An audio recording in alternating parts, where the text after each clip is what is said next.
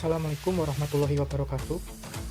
Kami dari kelompok 3 akan mempresentasikan tentang peluang karir terkait dengan bidang psikologi. Namun sebelumnya, saya akan memperkenalkan kawan-kawan saya terlebih dahulu. Kami berasal dari kelompok 3 yang beranggotakan pertama, Natasha Daniela Putri, NIM 18013-003, Ananda Iksanul Fikri, NIM 18013-029, Tri Susilawati, NIM 18013-039, Reni Prasanti, NIM 18013-066, Bagus Riono, NIM 19013-197. Semoga dengan presentasi kami ini, teman-teman semuanya menjadi tertarik atau memiliki keinginan untuk berkarir dalam salah satu bidang yang kami akan presentasikan. Selanjutnya, di sini ada 5 bidang psikologi yang di dalamnya terdapat berbagai peluang karir. Ada psikologi industri organisasi, pendidikan, sosial, perkembangan, dan klinis. Pertama-tama akan dimulai dari peluang karir dalam bidang psikologi industri dan organisasi. Di dalamnya terdapat HR Recruitment Staff, Staff HRD, dan OD Manager. Yang pertama adalah HR Recruitment Staff, yang bidang tugasnya adalah menyiapkan segala kebutuhan terkait proses rekrutmen dan seleksi, proses rekrutmen dan seleksi karyawan itu sendiri, dan pengaplikasian alat tes. Selanjutnya, aktivitas utama dari HR Recruitment Staff adalah yang pertama, menyiapkan segala kebutuhan terkait rekrutmen dan seleksi karyawan yang sesuai dengan standar dan anggaran yang telah ditetapkan oleh perusahaan. Yang kedua, melakukan proses rekrutmen dan seleksi karyawan dengan menggunakan alat tes psikotes yang sesuai. Selanjutnya, membantu training dalam mengelola data karyawan dan administrasi kepegawaian. Nah, kriteria yang dibutuhkan dalam karir HR Recruitment Staff ini antara lain adalah dengan minimal pendidikan S1 psikologi, dengan keahlian mampu menyajikan dan menguasai alat psikotes, memahami metode rekrutmen, mampu mengoperasikan komputer. Kemudian, seorang HR Recruitment Staff harus komunikatif, cekatan, dan berpenampilan menarik dan tentu saja yang baik. Selanjutnya, staf HRD, bidang tugasnya antara lain adalah yang pertama, rekrutmen karyawan, kedua, membuat kontrak kerja, ketiga, menangani asuransi kesehatan, keempat, administrasi, kelima, mengontrol performa kinerja karyawan dan absensi.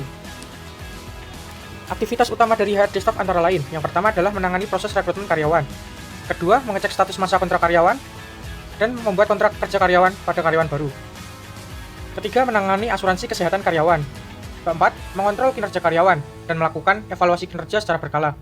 Hal tersebut dapat dilakukan dengan penilaian kerja. Selanjutnya, membuat database karyawan, mendata dan menangani absensi, cuti, dan lembur karyawan. Keenam, membuat dan melengkapi surat-surat tentang HRD, yang di dalamnya ada mutasi, demosi, dan promosi. Selanjutnya adalah melakukan tindakan disipliner pada karyawan yang melakukan pelanggaran peraturan dan kebijakan perusahaan. Contoh tugasnya adalah dengan memberikan surat peringatan atau peringatan yang bersifat hanya teguran. Selanjutnya, kriteria untuk menjadi HRD dengan pendidikan minimal S1 psikologi, memiliki keahlian mampu menyajikan alat tes psikotes, memahami metode rekrutmen, mampu mengoperasikan komputer yang berfungsi untuk administrasi, kemudian memahami sistem HRIS, dan yang terakhir adalah menguasai undang-undang ketenagakerjaan. Kepribadian yang harus ditunjukkan oleh seorang HRD staff adalah memiliki kemampuan analisis yang baik, motivasi yang tinggi, jujur, disiplin tinggi, dan kemampuan interpersonal yang baik. Selanjutnya, OD Manager. Bidang tugasnya antara lain adalah pertama, perencanaan strategi organisasi, monitoring sumber daya manusia, dan menghubungkan dengan departemen lain. Aktivitas utamanya antara lain melakukan pengembangan, pengimplementasian, dan kontrol terhadap strategi organisasi. Kedua, menetapkan dan memelihara sistem-sistem yang sesuai dengan organisasi, monitoring, mengukur, dan melaporkan tentang rencana-rencana pengembangan organisasi. Keempat, mengelola pembelanjaan dan anggaran yang telah disetujui. Kelima, bertindak sebagai penghubung dengan departemen yang lain. Keenam, memastikan berjalannya keseluruhan tugas, tanggung jawab, dan produktivitas organisasi. Contoh seorang yang menekuni bidang psikologi industri organisasi adalah Alexander Triwijono, yang merupakan pendiri TAPIN, Jali Manning, dan partner di SRW. Kemudian beliau meraih gelar master dari Universitas di Inggris dalam bidang Human Resource Management. Beliau juga meraih penghargaan dari Inggris dan dinobatkan sebagai The Best UK Alumni 2008 dalam bidang Social Entrepreneurship. Beliau berkompetensi dalam manajemen sumber daya manusia, termasuk di dalamnya performance management, change management, career development, dan leadership development. Selanjutnya, peluang karir dalam psikologi pendidikan, yang salah satunya adalah menjadi dosen psikologi. Nah, dosen psikologi ini berperan dalam mengajar mahasiswa tentang studi perilaku manusia serta fungsi-fungsinya, terutama yang berhubungan dengan perilaku, analisis observasi, metode ilmiah, dan teori psikologis. Nah, dari pekerjaan seorang pengajar psikologi bisa merupakan kombinasi antara mengajar dan meneliti. Selanjutnya, dosen psikologi memiliki peran dan tanggung jawab sebagai berikut. Yang pertama adalah menyiapkan dan memberikan materi kepada murid atau siswanya mengenai studi dalam ilmu psikologi, seperti psikologi anak, psikologi klinis, psikologi perkembangan, psikologi konseling, dan lain sebagainya. Nah, untuk penjelasan selanjutnya bisa teman-teman baca. Saya akan lanjutkan ke peran yang kedua, yakni adalah membuat dan menyimpan catatan absen, nilai, administrasi, dan mengawasi pekerjaan praktikum yang sedang dikerjakan oleh siswa. Selanjutnya adalah berkomunikasi secara efektif terhadap siswa dan rekan kerja. Hal tersebut guna untuk memajukan tujuan pendidikan. Selanjutnya adalah memberikan saran, kritik yang membangun, dan masukan kepada siswa tentang materi pelajaran, akademis, atau karir.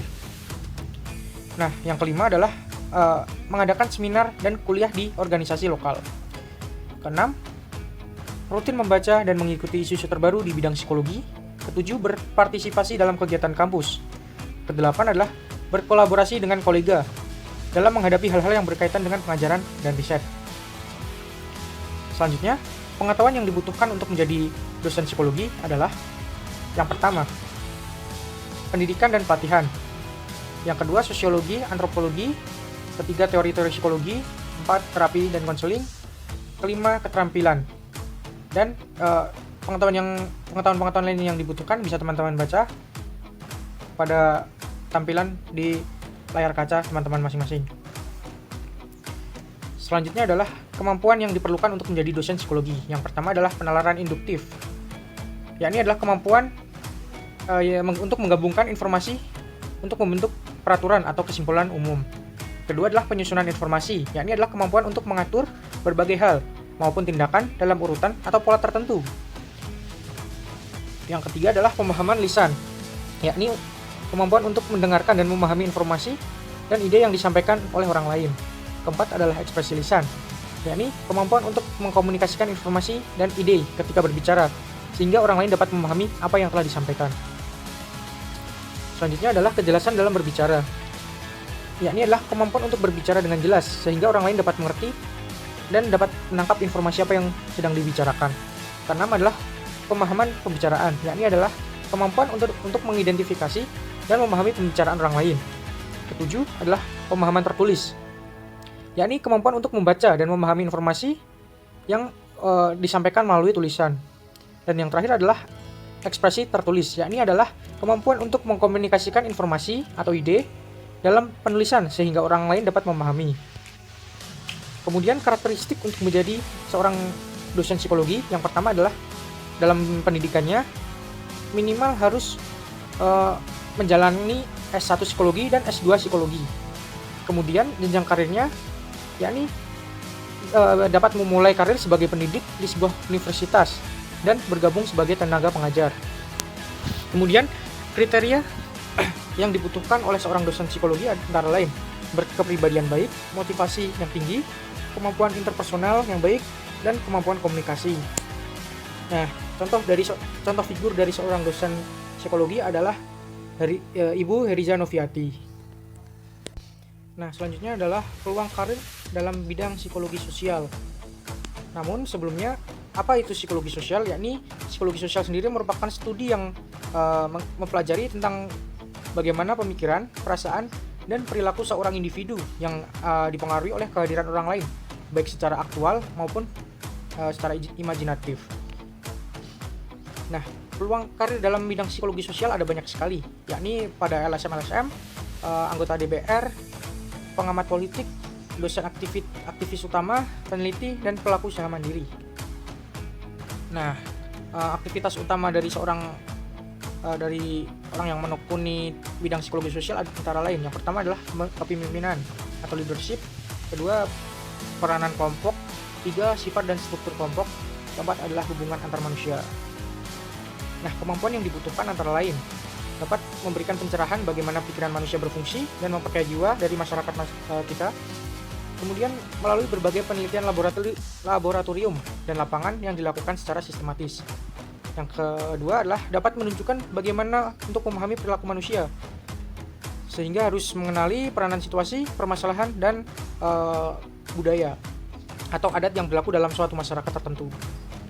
Nah, contoh dari orang yang menekuni bidang sosial adalah Profesor Dr. Sarlito Wirawan Sarwono.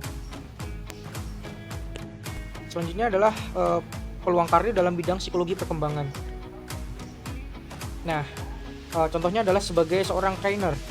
Nah, trainer adalah sebuah profesi yang memaksa seseorang untuk terus-menerus memperbaiki dirinya dengan jalan memperbaiki orang lain. Nah, sehingga selain profesi seorang trainer yang memang tugasnya membantu seseorang untuk berubah, trainer juga harus memastikan bahwa dirinya itu tumbuh terus-menerus dan belajar terus-menerus.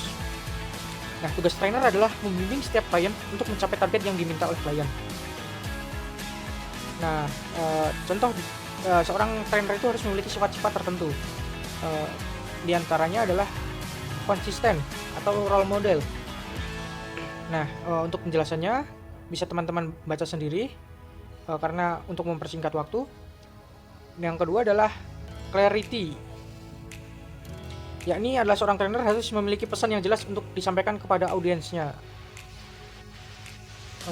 Selanjutnya adalah kompeten, yakni seorang trainer harus menguasai minimal dua hal, penguasaan subjek ilmu yang ingin disampaikan, misalnya tentang keuangan, bisnis, atau mengembangkan diri. Yang kedua adalah dapat memulai membicarakan atau membawakan materi dengan sangat menarik, sehingga seorang individu dapat memahami dan tertarik untuk ikut serta dalam bimbingannya. Selanjutnya, seorang trainer harus memiliki kepercayaan diri atau confident. Kemudian seorang trainer haruslah kreatif, yakni dapat menciptakan nilai tambah baru atau sesuai yang unik dan berbeda dari sebelumnya.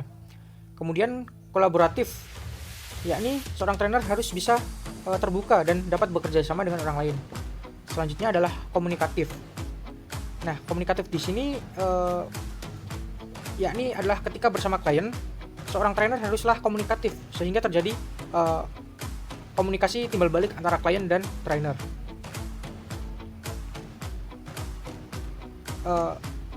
Seorang trainer juga haruslah berani dalam mengambil resiko.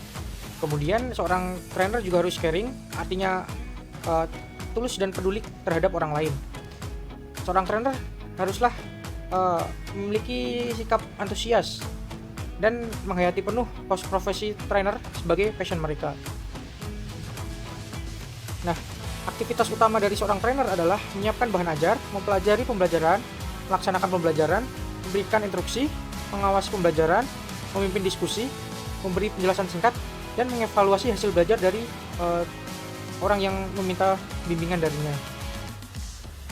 Nah, kemampuan apa saja yang harus dimiliki oleh seorang trainer? Di antaranya adalah yang pertama, haruslah mengerti anatomi manusia dan tugas perkembangannya. Kedua, membangun kemampuan sebagai pemimpin.